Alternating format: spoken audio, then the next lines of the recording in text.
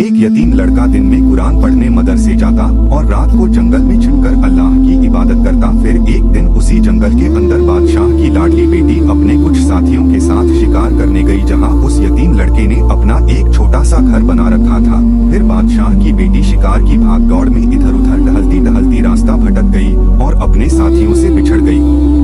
फिर वह सारा दिन अपने साथियों को ढूंढती रही। ढूंढते ढूंढते शाम हो गई, मगर उसके साथी उसे कहीं भी नजर नहीं आ रहे थे।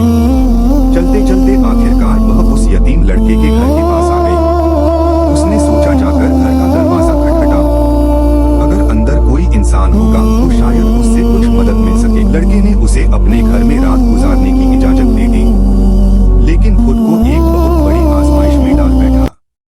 एक छोटे से कमरे जितना छोटा घर, खुद भी नौजवान और लड़की भी नौजवान, दोनों इकट्ठे पूरी रात का सफर। शैतान उसे बार बार मशवरे देता, ऐसा मौका दोबारा नहीं मिलेगा। तो वो कुरान की तिलावत शुरू कर देता। जब बात बर्दाश्त से भी आगे बढ़ गई तो फिर उसने आग जलाई और अपने हाथ की एक उंगली आग में डालकर जलाता।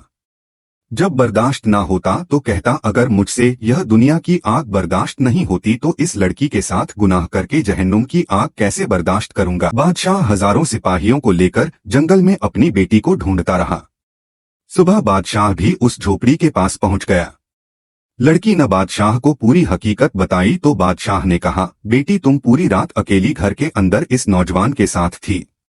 मैं तो तुम्हारा बाप हूं। मैं शायद तुम्हारी बातों पर यकीन कर लूं, लेकिन लोग यकीन नहीं करेंगे। समाज में मेरी नाक कट जाएगी। इस बात को छुपाने के लिए मुझे इस नौजवान को कत्ल करवाना पड़ेगा। तो कहने लगी, बाबा आप मेरे मोहसिन को कत्ल